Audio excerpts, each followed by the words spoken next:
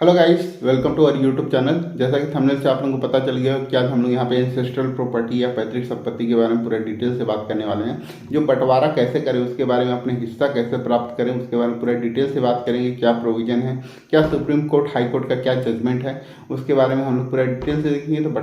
तो वीडियो में लास्ट तक बने रहेगा। वीडियो अच्छा लगे तो वीडियो को लाइक, चैनल को सब्सक्राइब कर लीजिए। तो मैं advocate Om Prakash OP sound associate law firm Ambikapur से आप सभी लोगों का स्वागत करता हूँ। तो चलिए शुरू करते हैं। तो सबसे पहले हम लोग आज इसमें जो मेनली हम लोग बात करने वाले हैं, पार्शियल पार्टीशन के बारे में बात करेंगे और साथ ही जो है पार्टीशन का सूट कैसे लगाएं ताकि आप लोगों को जो पार्टीशन का सूट हो वो एक्सेप्ट हो और आप लोगों को वहाँ पर से आपका हिस्सा कैसे मिल सकता है। तो उसके लिए हम लोग बात करेंगे। तो जैसा कि आप सभी लोगों को पता है कि जो इंसेस्ट्रल प्रॉपर्टी होता है, पैतृक संपत्ति, उसमें जितने भी वारिस होते हैं, विधिक वारिस होते हैं, वो उनके पैदा होते ही उसमें प्रॉपर्टी में उनका राइट हो जाता है जन्म से ही। लेकिन उनको वहाँ पे उस राइट को नहीं मिल पाता है फैमिली थ्रू या सेटलमेंट के थ्रू वहाँ पे नहीं हो पाता है। तो आगे चल के वो जो सह खातेदार है उनके द्वारा आगे चल के कोर्ट में केस किया जाता है। और इसी प्रॉपर्टी को लेके ही अक्सर आपस में झगड़ा जो होता है, भाई लोगों का झगड़ा हो गया, फैमिली के बीच में जो प्रॉपर्टी को लेके झगड़े होते हैं वो सिर्फ एंसेस्ट्रल प्रॉपर्टी को लेके ही होते हैं।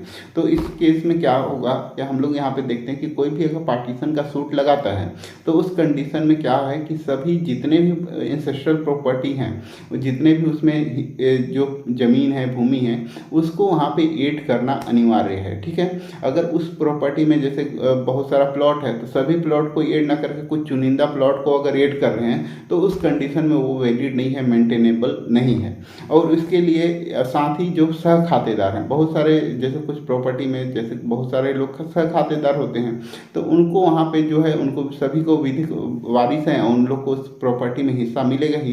तो बहुत सारे लोग चालाकी से कि हमको हमारे हिस्से में ज़्यादा प्रॉपर्टी मिल जाए बोल के उन लोग को सह खातेदार के रूप में या डिफेंडेंट के रूप में वहाँ पे ऐड नहीं किया जाता है, अनावेदक के रूप में। तो वहाँ पे वो लोग सोचते हैं कि हमको ज़्यादा हिस्सा मिल जाएगा। तो इस तरीके से भी अगर कोई चालाकी से ऐसा करता है तो भी वैलिड नहीं है, मेंटेनेबल नहीं है। तो उसके लिए जो है एक सुप्रीम कोर्ट का जजमेंट है, कैंची गौड़ा वर्सेस सिद्धि गौड़ा, ये सुप्रीम कोर्ट का जजमेंट है। इसमें इस चीज़ को कहा गया है स्पेशली कि अगर कोई भी एंसेस्ट्रल प्रॉपर्टी है तो उस प्रॉपर्टी को सभी को अगर उसमें ऐड नहीं किया गया है जो पार्टीशन सूट है, या तो उस कंडीशन में वो वहाँ पे वैलिड नहीं है या मेंटेनेबल नहीं है।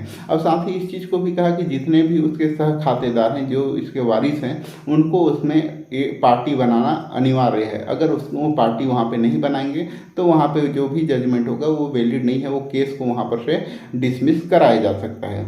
इसके ही रिगार्डिंग जो है प्रोविजन है सीपीसी में ऑर्डर 1 रूल 3, इसमें इस चीज़ को कहा गया है कि जितने भी डिफेंडेंट हैं या जितने भी नेसेसरी पार्टी हैं उनको उसमें अनावेदक के तौर पे वहाँ पे बनाना अनिवार्य है। अगर उनको उस प्रॉपर्टी में अगर पार्टी नहीं बनाया जाता है तो वहाँ पे आगे चल के वहाँ पे प्रॉब्लम हो सकता है और वो जो केस है वहाँ पर से डिसमिस हो सकता है।